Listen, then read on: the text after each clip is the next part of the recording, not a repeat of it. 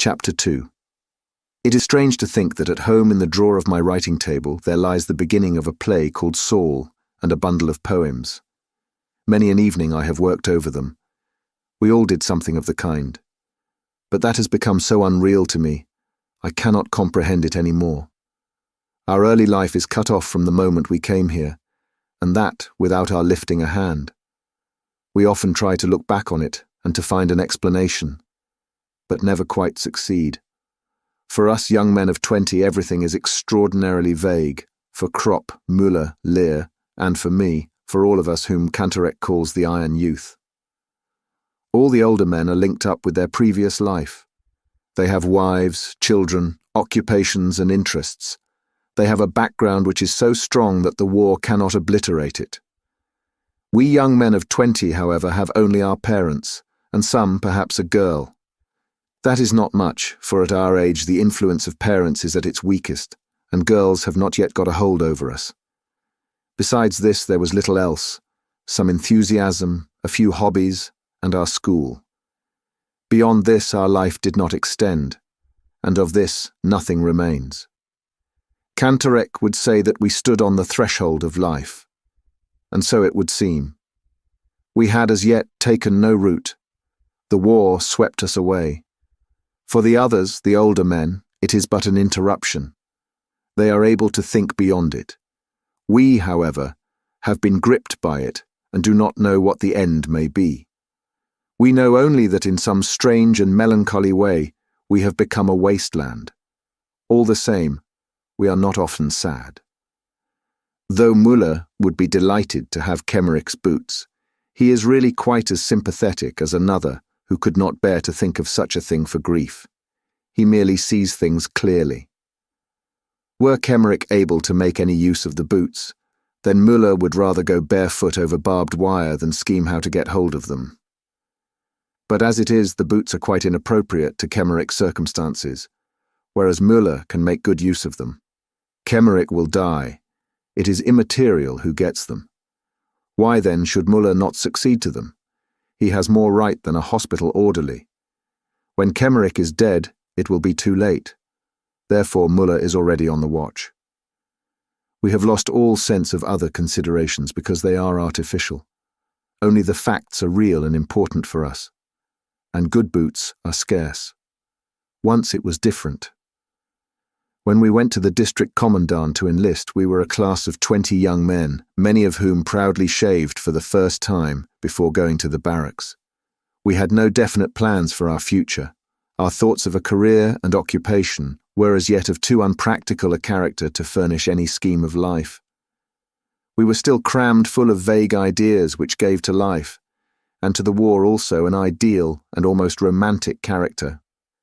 We were trained in the army for 10 weeks, and in this time more profoundly influenced than by 10 years at school. We learned that a bright button is weightier than 4 volumes of Schopenhauer. At first astonished, then embittered, and finally indifferent, we recognize that what matters is not the mind, but the boot brush. Not intelligence, but the system. Not freedom, but drill.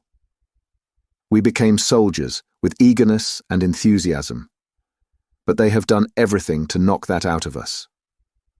After 3 weeks, it was no longer incomprehensible to us that a braided postman should have more authority over us than had formerly our parents, our teachers, and the whole gamut of culture, from Plato to Goethe.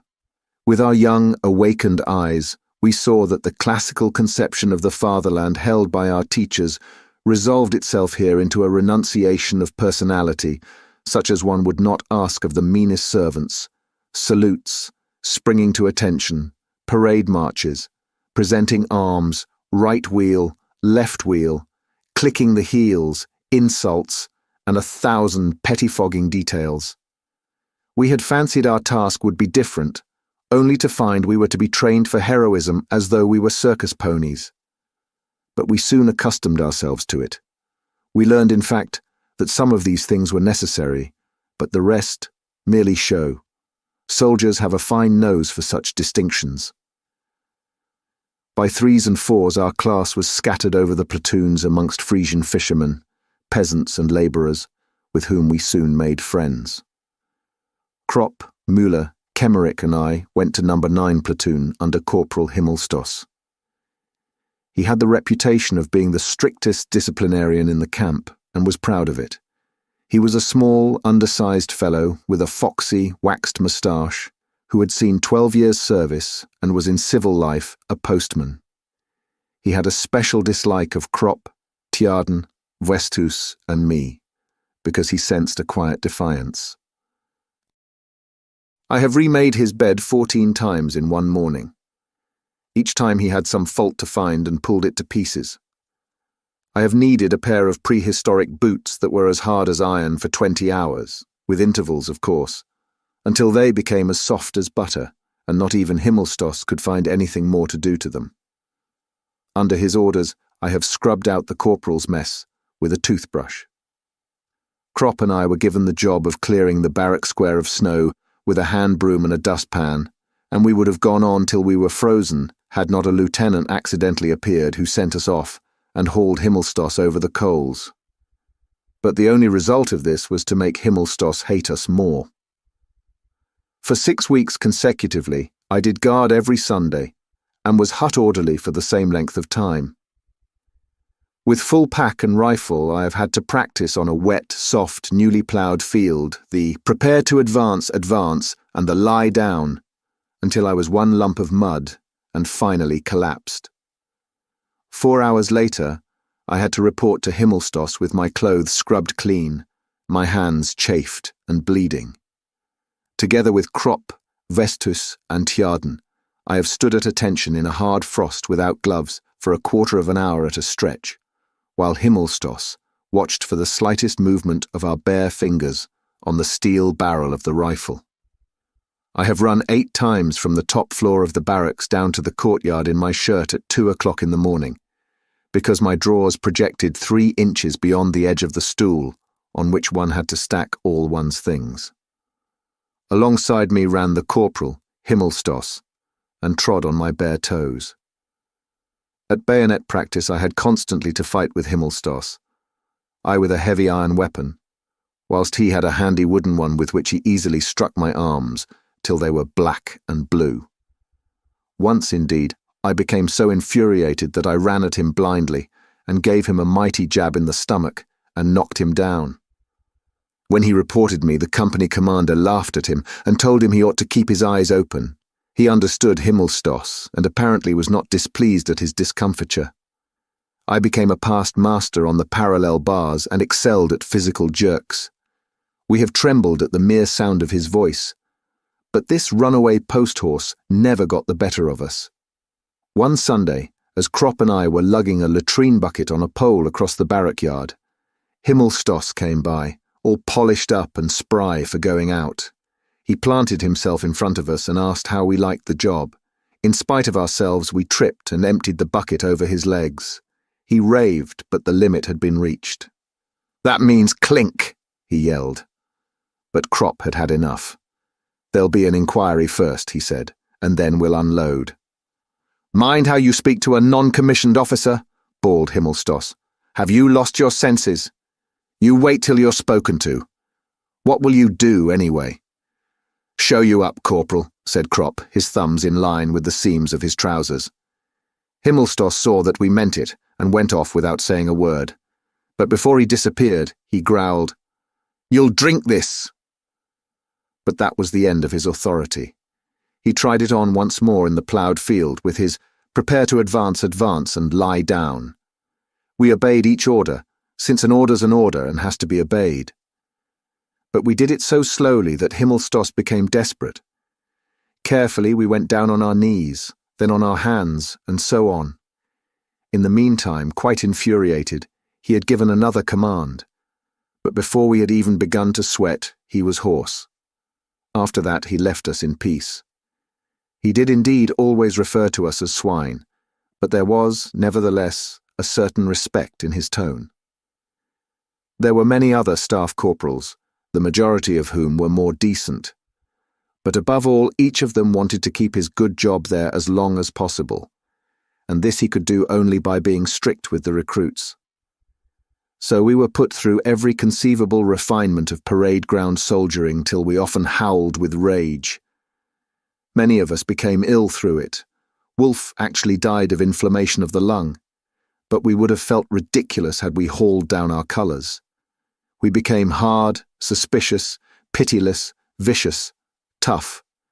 And that was good, for these attributes were just what we lacked. Had we gone into the trenches without this period of training, most of us would certainly have gone mad. Only thus were we prepared for what awaited us. We did not break down, but adapted ourselves. Our 20 years, which made many another thing so grievous, helped us in this. But by far the most important result was that it awakened in us a strong, practical sense of esprit de corps, which in the field developed into the finest thing that arose out of the war: comradeship. I sit by Kemmerich's bed. He is sinking steadily. Around us is a great commotion. A hospital train has arrived and the wounded fit to be moved are being selected. The doctor passes by Kemmerich's bed without once looking at him. "Next time, Franz," I say. He raises himself on the pillow with his elbows. "They have amputated my leg." He knows it too, then. I nod and answer, "You must be thankful you've come off with that." He is silent. I resume, "It might have been both legs, Franz. Wegeler has lost his right arm. That's much worse.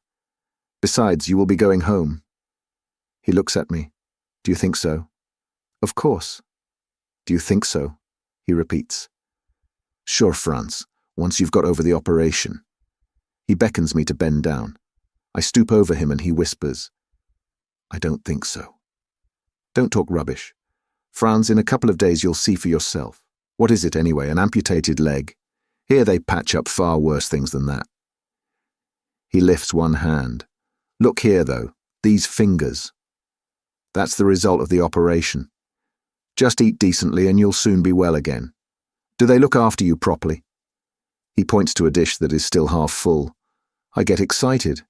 "Franz, you must eat. Eating is the main thing. That looks good too." He turns away. After a pause, he says slowly, "I wanted to become a head forester once."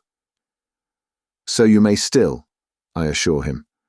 "There are splendid artificial limbs now. You'd hardly know there was anything missing. They are fixed onto the muscles. You can move the fingers and work and even write with an artificial hand. And besides, they will always be making new improvements." For a while he lies still. Then he says, "You can take my lace-up boots with you for Muller." I nod and wonder what to say to encourage him. His lips have fallen away. His mouth has become larger. His teeth stick out and look as though they were made of chalk. The flesh melts. The forehead bulges more prominently. The cheekbones protrude. The skeleton is working itself through. The eyes are already sunken in. In a couple of hours it will be over. He is not the first that I have seen thus, but we grew up together, and that always makes it a bit different. I have copied his essays. At school he used to wear a brown coat with a belt and shiny sleeves. He was the only one of us, too, who could do the giant's turn on the horizontal bar. His hair flew in his face like silk when he did it. Kantorek was proud of him, but he couldn't stand cigarettes. His skin was very white. He had something of the girl about him. I glance at my boots. They are big and clumsy. The breeches are tucked into them, and standing up one looks well built and powerful in these great drain pipes. But when we go bathing and strip, suddenly we have slender legs again and slight shoulders. We are no longer soldiers, but little more than boys. No one would believe that we could carry packs. It is a strange moment when we stand naked. Then we become civilians, and almost feel ourselves to be so. When bathing, Franz Kemmerich looked as slight and frail as a child. There he lies now. But why? The whole world ought to pass by this bed and say, "That is Franz Kemmerich, 19.5 years old. He doesn't want to die. Let him not die." My thoughts become confused. This atmosphere of carbolic and gangrene clogs the lungs. It is a thick gruel. It suffocates. It grows dark. Kemmerich's face changes colour. It lifts from the pillow and is so pale that it gleams. The mouth moves slightly. I draw near to him. He whispers, "If you find my watch, send it home." I do not reply. It is no use anymore. No one can console him. I am wretched with helplessness. This forehead with its hollow temples, this mouth that now seems all teeth, this sharp nose, and the fat, weeping woman at home to whom I must write. If only the letter were sent off already. Hospital orderlies go to and fro with bottles and pails. One of them comes up, casts a glance at Kemmerich, and goes away again. You can see he is waiting. Apparently he wants the bed. I bend over Franz and talk to him as though that could save him. Perhaps you will go to the convalescent home at Klosterberg, among the villas, Franz. Then you can look out from the window across the fields to the 2 trees on the horizon. It is the loveliest time of the year now, when the corn ripens. At evening the fields in the sunlight look like mother of pearl. And the lane of poplars by the Klosterbach, where we used to catch sticklebacks. You can build an aquarium again and keep fish in it, and you can go without asking anyone. You can even play the piano if you want to. I lean down over his face, which lies in the shadow. He still breathes lightly. His face is wet. He is crying. What a fine mess I have made of it with my foolish talk. But Franz, I put my arm round his shoulder and put my face against his. Will you sleep now? He doesn't answer. The tears run down his cheeks. I would like to wipe them away, but my handkerchief is too dirty. An hour passes. I sit tensely and watch his every movement, in case he may perhaps say something. What if he were to open his mouth and cry out? But he only weeps, his head turned aside. He does not speak of his mother or his brothers and sisters. He says nothing, all that lies behind him. He is entirely alone now, with his little life of 19 years, and cries because it leaves him. This is the most disturbing and hardest parting that I ever have seen, although it was pretty bad too with Tijan, who called for his mother, a big bear of a fellow who, with wild eyes full of terror, held off the doctor from his bed with a dagger until he collapsed. Suddenly, Kemmerich groans and begins to gurgle.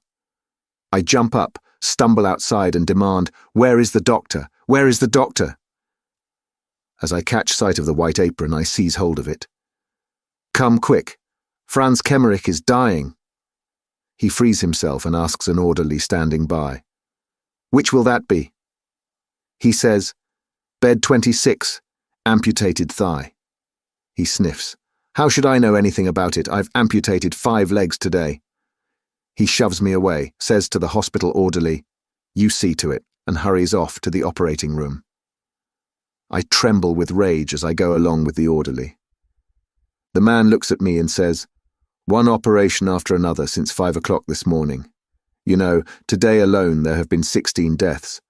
Yours is the 17th. There will probably be 20 altogether." I become faint. All at once I cannot do any more. I won't revile any more. It is senseless. I could drop down and never rise up again. We are by Kemmerich's bed. He is dead. The face is still wet from the tears. The eyes are half open and yellow like old horn buttons. The orderly pokes me in the ribs. "Are you taking his things with you?" I nod. He goes on. "We must take him away at once. We want the bed." Outside they are lying on the floor.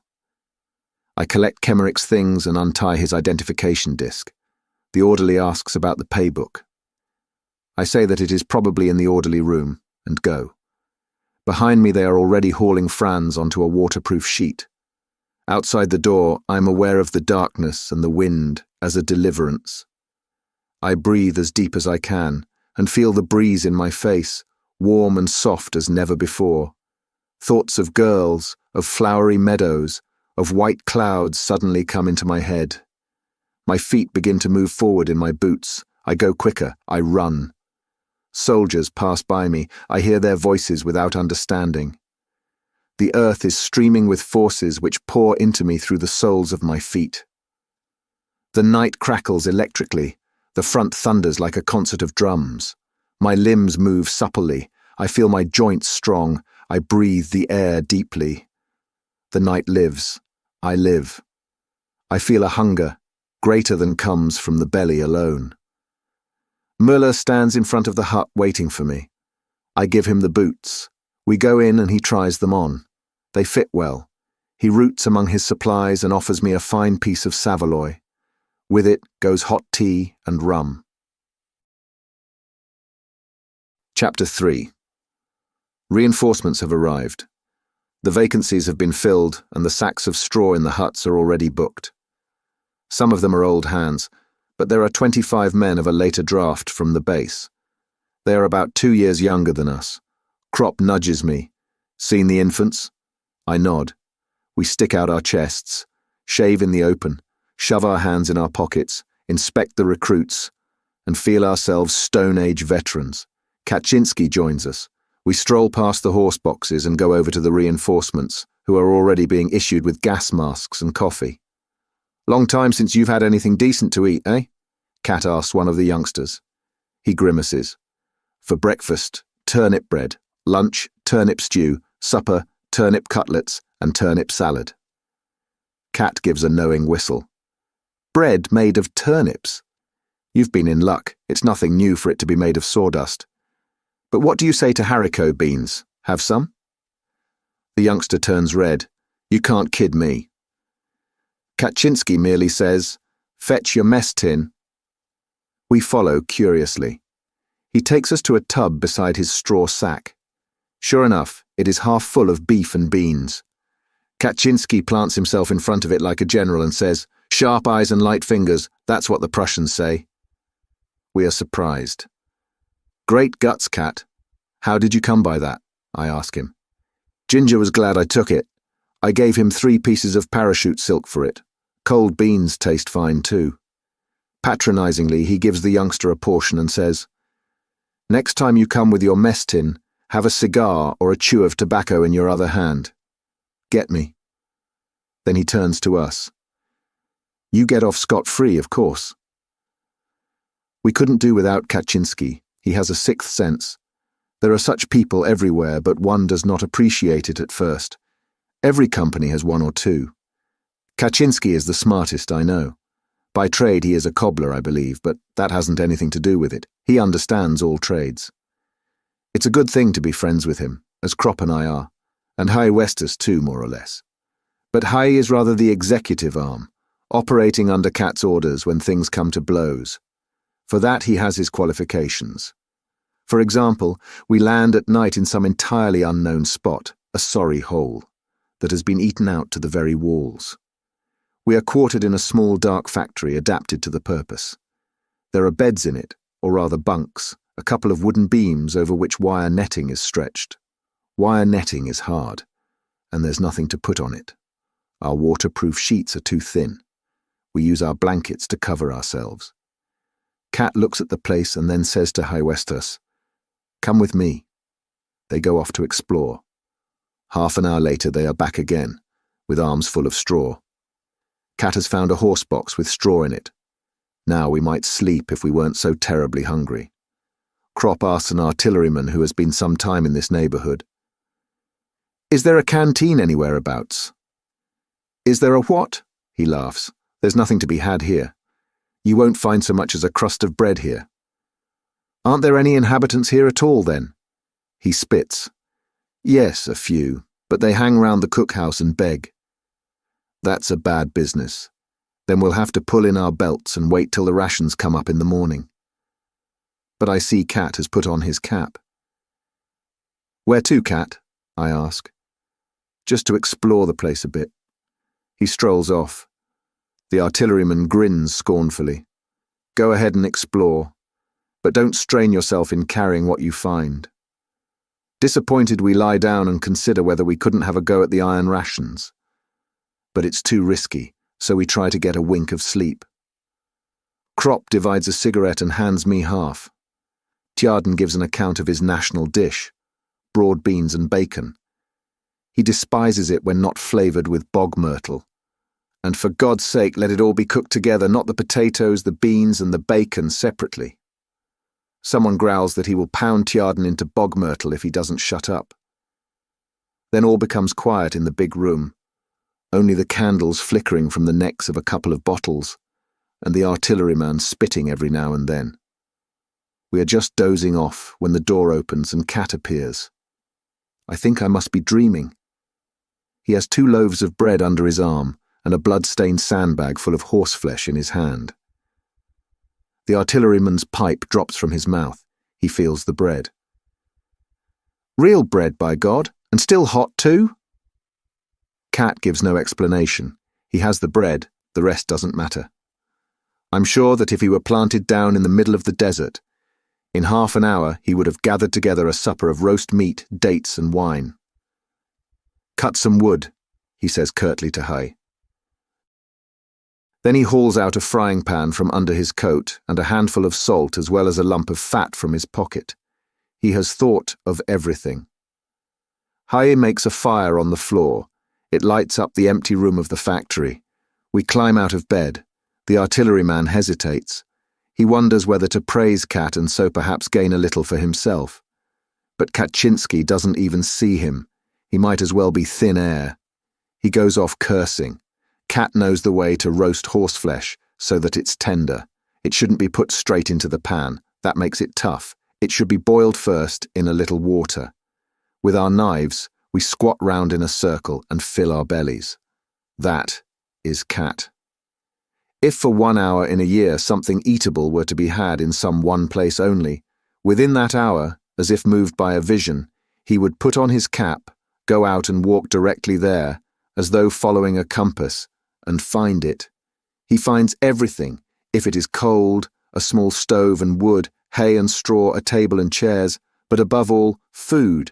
It is uncanny. One would think he conjured it out of the air. His masterpiece was 4 boxes of lobsters.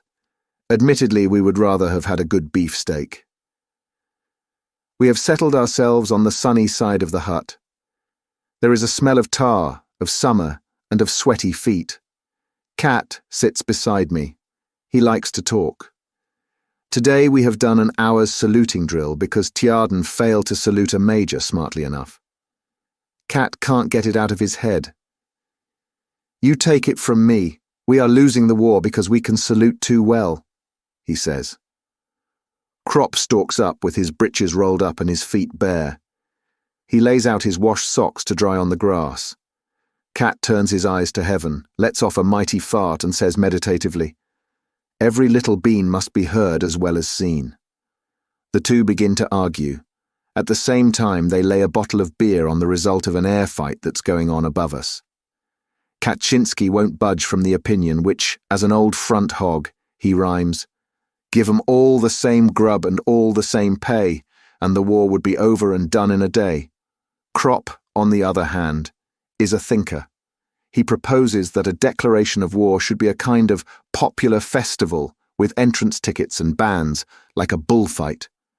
Then in the arena, the ministers and generals of the 2 countries, dressed in bathing drawers and armed with clubs, can have it out among themselves. Whoever survives, his country wins. That would be much simpler and more just than this arrangement, where the wrong people do the fighting. The subject is dropped. Then the conversation turns to drill. A picture comes before me. Burning midday in the barrack yard. The heat hangs over the square. The barracks are deserted. Everything sleeps. All one hears is the drummers practicing. They have installed themselves somewhere and practice brokenly, dully, monotonously.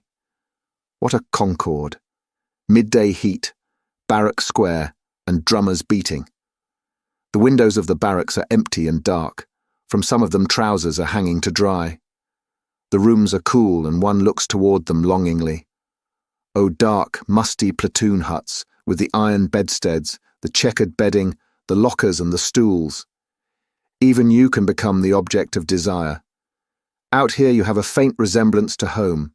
Your rooms, full of the smell of stale food, sleep, smoke, and clothes. Kaczynski paints it all in lively colours. What would we not give to be able to return to it? Farther back than that, our thoughts dare not go. Those early morning hours of instruction. What are the parts of the 98 rifle? The midday hours of physical training. Pianist forward. By the right, quick march. Report to the cookhouse for potato peeling. We indulge in reminiscences. Crop laughs suddenly and says, "Change at Lone." That was our corporal's favourite game. Lone is a railway junction.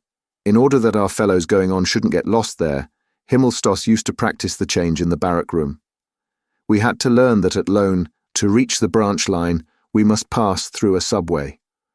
The beds represented the subway, and each man stood at attention on the left side of his bed. Then came the command, "Change at Lone." And like lighting, everyone scrambled under the bed to the opposite side. We practiced this for hours on end. Meanwhile, the German aeroplane has been shot down. Like a comet, it bursts into a streamer of smoke and falls headlong. Krop has lost the bottle of beer. Disgruntled, he counts out the money from his wallet. Surely Himmelstoss was a very different fellow as a postman, say I, after Albert's disappointment has subsided. Then how does it come that he's such a bully as a drill sergeant? The question revives Krop, more particularly as he hears there's no more beer in the canteen. It's not only Himmelstoss, there are lots of them. As sure as they get a stripe or a star, they become different men, just as though they'd swallowed concrete. That's the uniform, I suggest.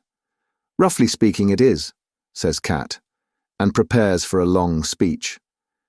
But the root of the matter lies somewhere. For instance, if you train a dog to eat potatoes, and then afterwards put a piece of meat in front of him, he'll snap at it. It's his nature. And if you give a man a little bit of authority, he behaves just the same way. He snaps at it too. The things are precisely the same. In himself, man is essentially a beast, only he butters it over like a slice of bread with a little decorum. The army is based on that. One man must always have power over the other. The mischief is merely that each one has much too much power. A non-com can torment a private, a lieutenant a non-com, a captain a lieutenant until he goes mad. And because they know they can, they all soon acquire the habit more or less. Take a simple case. We are marching back from the parade ground, dog-tired. Then comes the order to sing. We sing spiritlessly, for it is all we can do to trudge along with our rifles. At once, the company is turned about and has to do another hour's drill as punishment.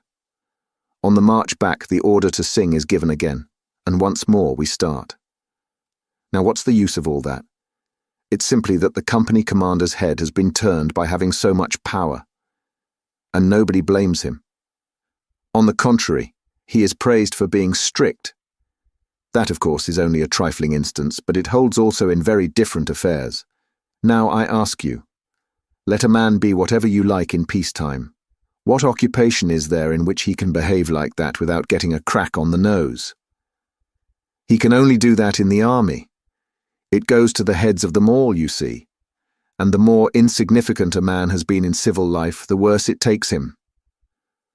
They say, of course, there must be discipline, ventures Krop meditatively. True, growls Kat. They always do. And it may be so. Still, it oughtn't to become an abuse. But you try to explain that to a blacksmith or a labourer or a workman. You try to make that clear to a peasant, and that's what most of them are here. All he sees is that he has been put through the mill and sent to the front, but he knows well enough what he must do and what not.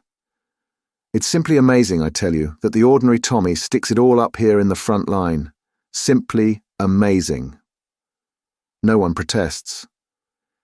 Everyone knows that drill ceases only in the front line and begins again a few miles behind, with all absurdities of saluting and parade. It is an iron law that the soldier must be employed under every circumstance. Here Tjaarden comes up, with a flushed face. He is so excited that he stutters. Beaming with satisfaction, he stammers out, "Himmelstoss is on his way. He's coming to the front." Tjaarden has a special grudge against Himmelstoss because of the way he educated him in the barracks. Tjaarden wets his bed. He does it at night in his sleep. Himmelstoss maintained that it was sheer laziness and invented a method worthy of himself for curing Tjaarden. He hunted up another pisser-bed, named Kindervater, from a neighbouring hut, and quartered him with Tjaden. In the huts there were the usual bunks, one above the other in pairs, with mattresses of wire netting. Himmelstos put these two so that one occupied the upper and the other the lower bunk. The man underneath, of course, had a vile time. The next night they were changed over and the lower one put on top so that he could retaliate. That was Himmelstoss's system of self-education. The idea was not low but ill-conceived. Unfortunately, it accomplished nothing, because the first assumption was wrong. It was not laziness in either of them. Anyone who looked at their sallow skin could see that. The matter ended in one of them always sleeping on the floor, where he frequently caught cold. Meanwhile, Hai sits down beside us. He winks at me and rubs his paws thoughtfully. We once spent the finest day of our army life together, the day before we left for the front. We had been allotted to one of the recently formed regiments, but were first to be sent back for equipment to the garrison. Not to the reinforcement depot, of course, but to another barracks. We were due to leave next morning early. In the evening we prepared ourselves to square accounts with Himmelstos. We had sworn for weeks past to do this. Kropp had even gone so far as to propose entering the postal service in peacetime, in order to be Himmelstoss's superior when he became a postman again. He revelled in the thought of how he would grind him. It was this that made it impossible for him to crush us altogether. We always reckoned that later, at the end of the war, we would have our revenge on him. In the meantime, we decided to give him a good hiding. What could he do to us anyhow if he didn't recognize us, and we left early in the morning? We knew which pub he used to visit every evening. Returning to the barracks, he had to go along a dark, uninhabited road. There we waited for him behind a pile of stones. I had a bed cover with me. We trembled with suspense, hoping he would be alone.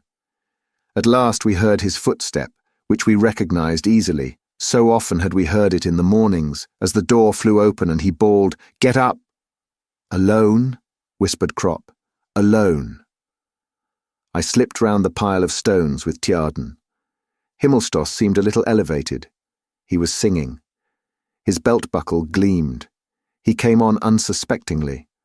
We seized the bed cover, made a quick leap, threw it over his head from behind, and pulled it round him, so that he stood there in a white sack, unable to raise his arms. The singing stopped. The next moment, Hai Westhus was there, and spreading his arms, he shoved us back in order to be first in. He put himself in position with evident satisfaction, raised his arm like a signal mast, and his hand like a coal shovel, and fetched such a blow on the white sack as would have felled an ox. Himmelstos was thrown down. He rolled 5 yards and started to yell. But we were prepared for that and had brought a cushion. Hay squatted down, laid the cushion on his knees, felt where Himmelstoss's head was, and pressed it down on the pillow. Immediately his voice was muffled. Hay let him get a gasp of air every so often, when he would give a mighty yell that was immediately hushed. Tjaden unbuttoned Himmelstoss's braces and pulled down his trousers, holding the whip meantime in his teeth. Then he stood up and set to work. It was a wonderful picture. Himmelstoss on the ground, Hay bending over him with a fiendish grin and his mouth open with bloodlust, Himmelstoss's head on his knees. Then the convulsed striped drawers, the knock knees, executing at every blow most original movements in the lowered breeches, and towering over them like a woodcutter, the indefatigable Tjaden. In the end, we had to drag him away to get our turn. Finally, Hai stood Himmelstoss on his feet again and gave one last personal remonstrance. As he stretched out his right arm, preparatory to giving him a box on the ear, he looked as if he were going to reach down a star. Himmelstoss toppled over. Hai stood him up again, made ready and fetched him a second well-aimed beauty with the left hand. Himmelstoss yelled and made off on all fours. His striped postman's backside gleamed in the moonlight. We disappeared at full speed. Hai looked round once again and said wrathfully, satisfied and rather mysteriously, "Revenge is black pudding." Himmelstos ought to have been pleased. His saying that we should each educate one another had borne fruit for himself. We had become successful students of his method. He never discovered whom he had to thank for the business. At any rate, he scored a bed cover out of it, for when we returned a few hours later to look for it, it was no longer to be found. That evening's work made us more or less content to leave next morning, and an old buffer was pleased to describe us as young heroes. Chapter 4. We have to go up on wiring fatigue.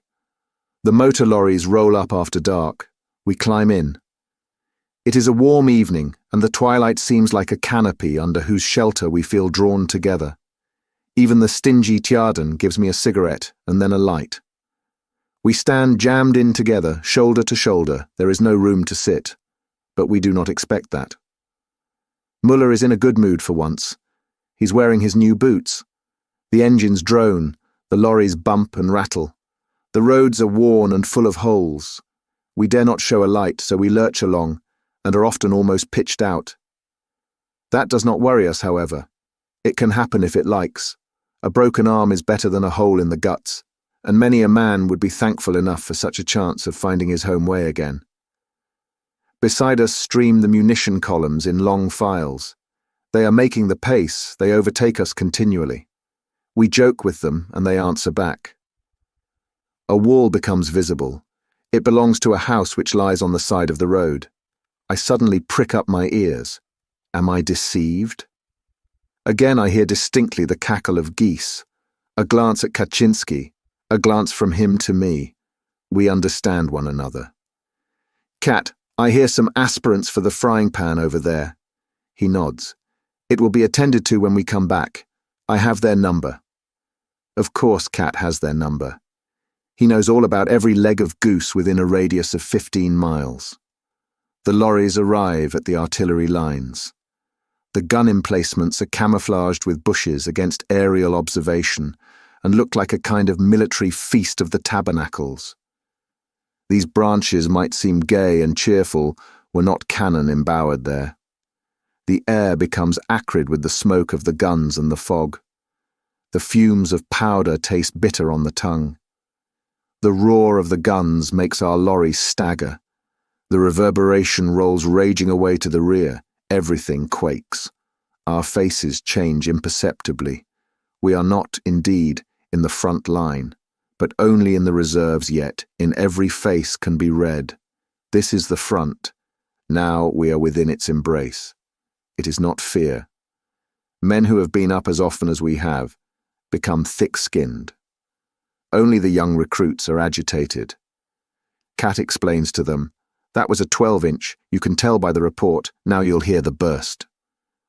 But the muffled thud of the burst does not reach us. It is swallowed up in the general murmur of the front. Kat listens. There'll be a bombardment tonight. We all listen. The front is restless. The Tommies are firing already, says Kropp. The shelling can be heard distinctly. It is the English batteries to the right of our section. They are beginning an hour too soon. According to us, they start punctually at 10 o'clock. What's got them? Says Muller. Their clocks must be fast. There'll be a bombardment, I tell you. I can feel it in my bones. Kat shrugs his shoulders. 3 guns open fire close beside us. The burst of flame shoots across the fog. The guns roar and boom. We shiver and are glad to think that we shall be back in the huts early in the morning. Our faces are neither paler nor more flushed than usual. They are not more tense nor more flabby, and yet they are changed. We feel that in our blood a contact has shot home. That is no figure of speech, it is fact. It is the front, the consciousness of the front that makes this contact. The moment that the first shells whistle over and the air is rent with the explosions, there is suddenly in our veins, in our hands, in our eyes, a tense waiting, a watching, a heightening alertness, a strange sharpening of the senses. The body with one bound is in full readiness. It often seems to me as though it were the vibrating, shuddering air that with a noiseless leap springs upon us. or as though the front itself emitted an electric current which awakened unknown nerve centers. Every time it is the same.